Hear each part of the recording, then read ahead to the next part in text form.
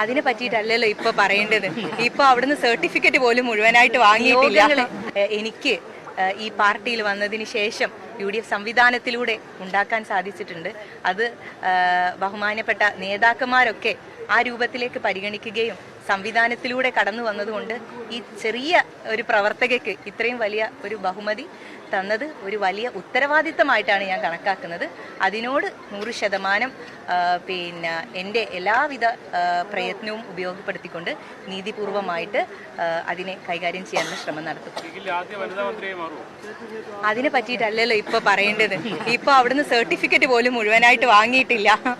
അപ്പൊ എന്തായാലും എല്ലാവരോടും നന്ദിയുണ്ട്. പേരാമ്പ്രയുടെ മണ്ണിലേക്ക് നിങ്ങൾ എല്ലാവരും വന്നിട്ടുണ്ട്.